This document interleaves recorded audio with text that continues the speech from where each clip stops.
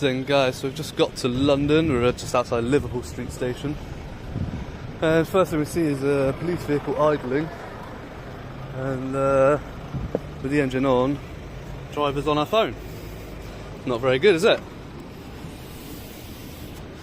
So that's the number plate. It's the British Transport Police, and the lady's collar number is AF164.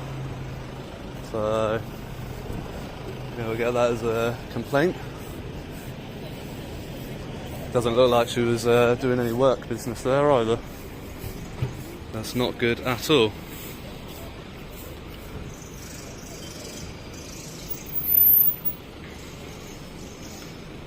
There we go, now they're going to drive off. As soon as she saw me there with the camera, she knew she'd fucked up because she instantly locked her phone and put it down. Yeah, in control of a motor vehicle while using a mobile phone. Not good start. A few moments later.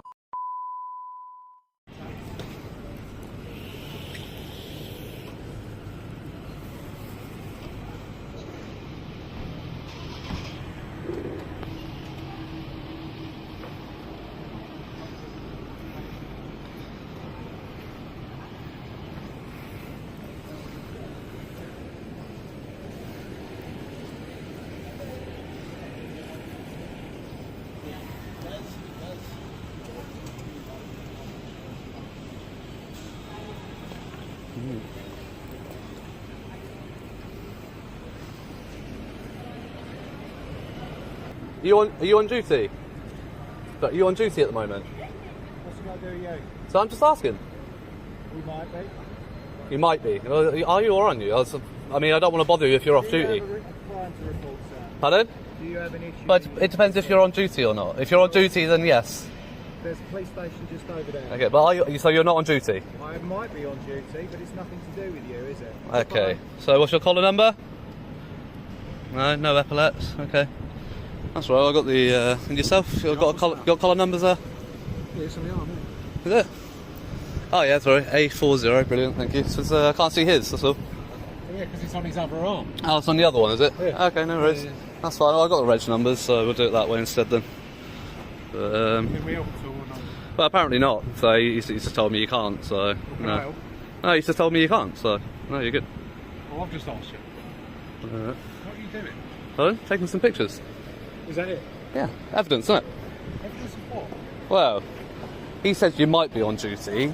I'm trying to ascertain whether you are or not. Mate, I'm on duty. Yeah, You're on duty, well, right? I've got a gun.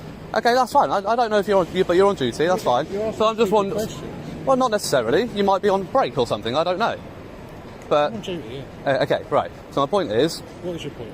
A, you've got a vehicle idling on double yellow lines obstructing a highway. Yeah. You've got a vehicle parked on double yellow lines. Yeah.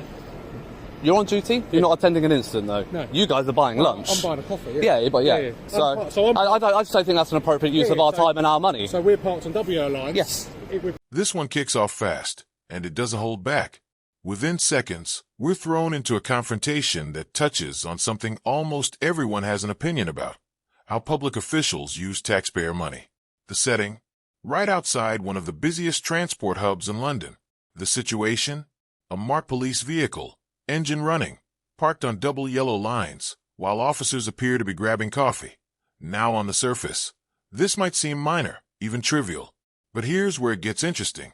The person behind the camera isn't just observing, he's documenting, questioning, and building a case in real time. And that immediately puts the officers in a spotlight they didn't expect. What follows is a mix of defensiveness, frustration, and a breakdown in communication that escalates far beyond a simple parking issue. Because this isn't just about coffee. It's about accountability, perception, and professionalism under... For it. It's not a confession. Well, it is. Well, it's not, is it? It's not. Look, he's got coffee. Look, Yeah. parked on WO You lines. think it's okay to use our time and our money to go and spend your money on coffee? Well, I'm a human being. Yeah, and you can use your breaks for that or when you're off duty. Off duty. I'm at work for 12 hours a day. Yeah. So, what's the point? No. What's your point? My point is, you're wasting our taxes, our funds, our money. Time? Because How? we're paying for your time. Yeah, but I'm not doing anything at the moment. There's no calls. I'm not ignoring calls. Well, you could be patrolling. You could be doing some paperwork. Patrolling by standing here. Yeah, is it? Yeah. Yeah. All right One then. going on right here now? No, Well, there you go then. that's not patrolling, is it? That's Oh, yeah, it is. that's idling. Oh, well, your driver's idling a vehicle on double yellows. He's parked on double Do you want yellows. to know why? They're Go on, idling. then. So look at all of that. Look at all of those computers and stuff. Yeah, yeah, So they don't run. They've got to run off the engine. yeah. Sure. Right. Yeah. So you can have the ignition on without the engine idling, can't you? Why are you engaging with this? Oh no, because I just think it's hilarious. Well, because I just wanted to ascertain if you're on duty or not. It's just for the evidence purposes, and your colleague has confirmed that you are, so that's fine. Yeah. Yeah, that's fine. It'll be going straight to IOPC. Not a problem. Jog on? Is that you think that's how you talk to a member of the public? Jog on. Bye. I'm just going to leave that there. Jog on. That's how you talk to a member of the public. Fucking hell. Met police, eh? So that's A64 on that. This is where the scenario really takes shape. The auditor lays out the situation clearly. A police vehicle, engine running, driver on the phone, parked where it arguably shouldn't be. And instantly, this becomes more than just an observation. It becomes a test, because audits like this are built on one core idea: consistency. If rules apply to the public, do they apply equally to those enforcing them? That's the underlying tension here. Now, to be fair, context always matters. Police vehicles often operate under different allowances, depending on circumstances. But here's the catch. From an outside perspective, there's no visible urgency, no active incident, no obvious justification. And that gap between perception and reality. City of London Police. Yeah. Typical, they've all got the thin blue line badge on as well, which kind of says it all, really, doesn't it? What does that mean? I'm not talking to you, I'm talking to the camera, mate. Alright. I've been told to jog on, so you guys can as well.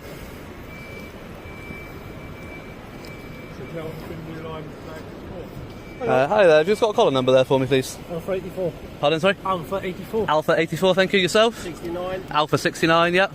And yourself, sir? 22. Alpha 22, thank you. There we go, guys. Got a fantastic start to the day in London. Told to jog on for trying to report members of the police or something. There we go.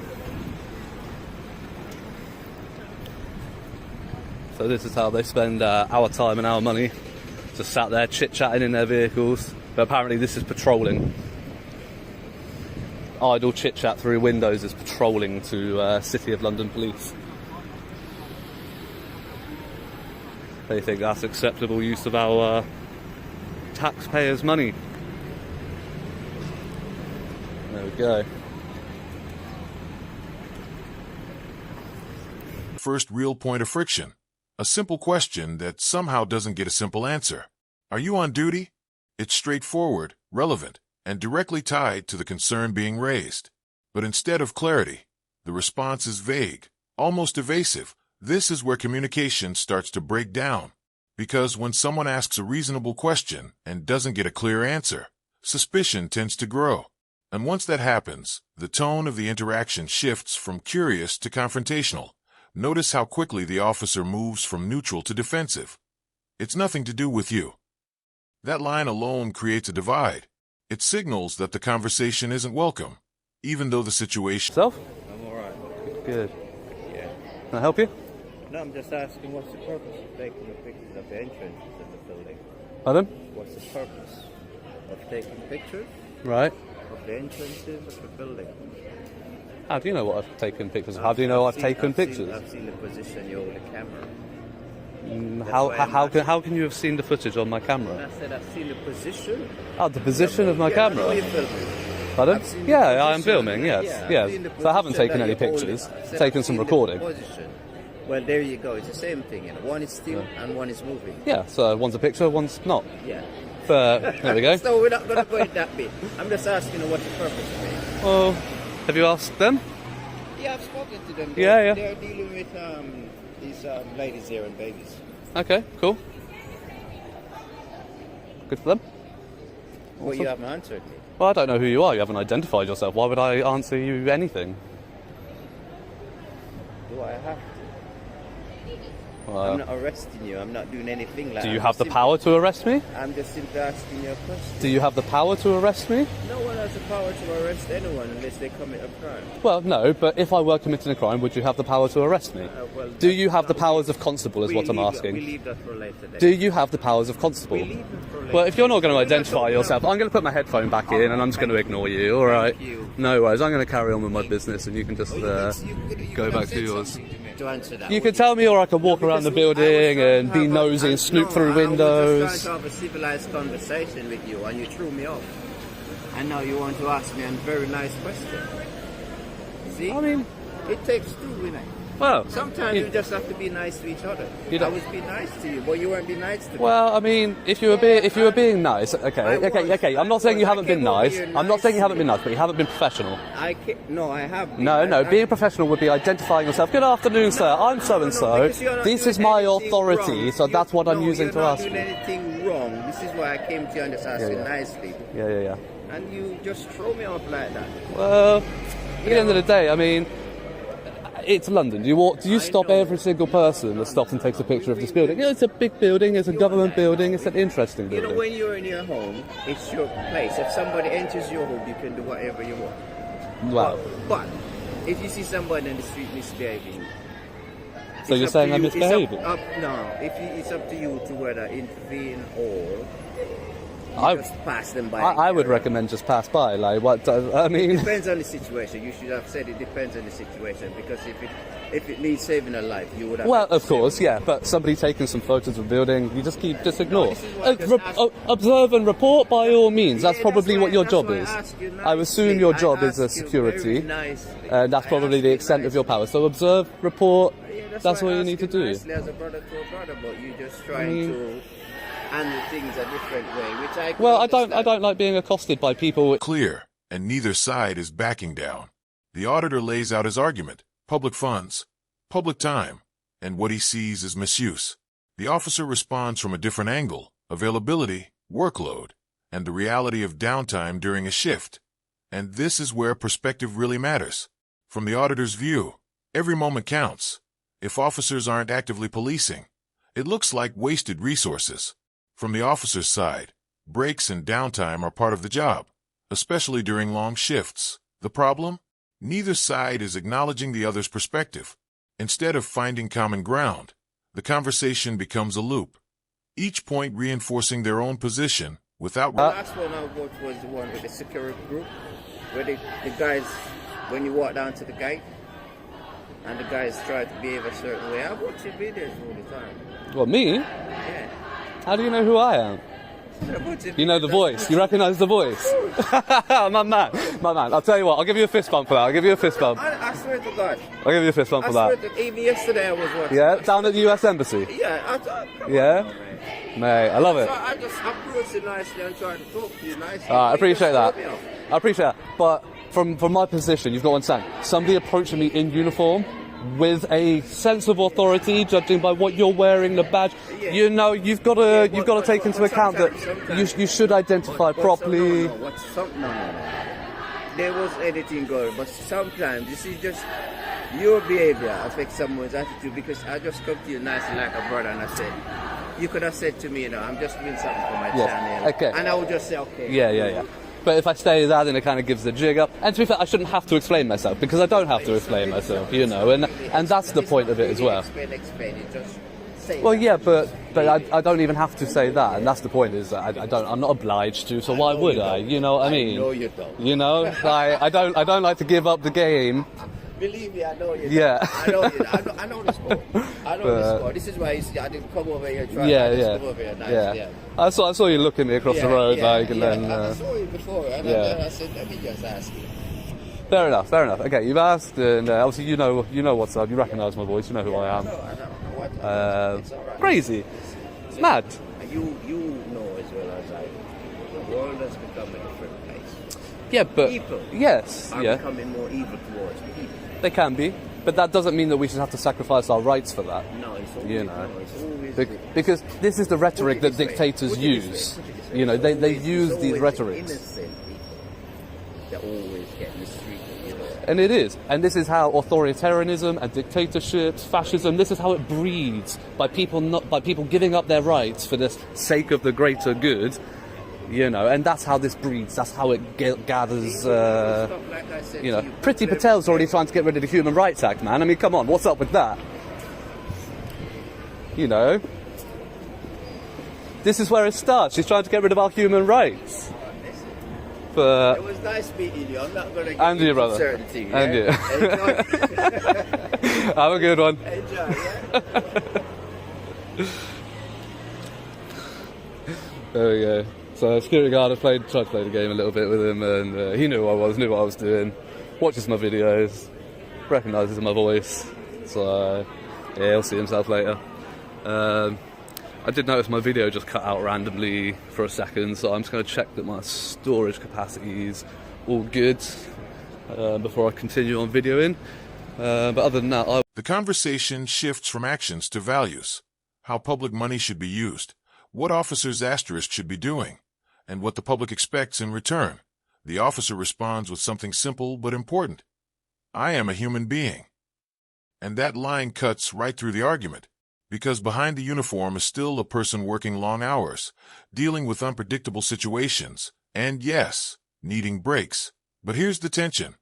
Public roles come with public expectations, and when those expectations aren't met, or even appear not to be met, scrutiny is inevitable. This moment highlights a deeper issue, not just what's happening, but how it's perceived. So ask yourself, where should the line be drawn between human needs? this one is Clive House. So I like Albany House, it's like not really much on it. So what's got in there? Food Standards Agency. Pardon? No, I'm just trying to read the sign behind you. If you can, I'm trying to read what's behind. Can we know who you are? Pardon? Who you are? You don't need to know who I am. I'm just trying to read the sign behind you. That's for the people who want to access the building. And that's fine. And I'm trying to figure out if I need to access it because I'm trying to read the sign. That's like. But you have the camera. Right. You take pictures Of course I can. without the permission. Of course I can. That's it, but I can't see because he's in the way. So we've got Judicial Appointments Commission, Victims Commission, Youth Justice Board. So this is all like MOJ stuff still, I think. That's interesting. Do you reckon Albany House... Situation escalates. One phrase, jog on, and the tone of the entire interaction changes. What could have remained tense but controlled conversation now crosses into something more confrontational. Language matters, especially in positions of authority, because even if frustration is understandable, how it's expressed can either calm a situation or inflame it. And in this case, it clearly does the latter. From the auditor's perspective, this becomes validation, evidence of unprofessional conduct. From the officer's side, it may simply be a moment of irritation, but once it's said, it can't be taken back. So here's the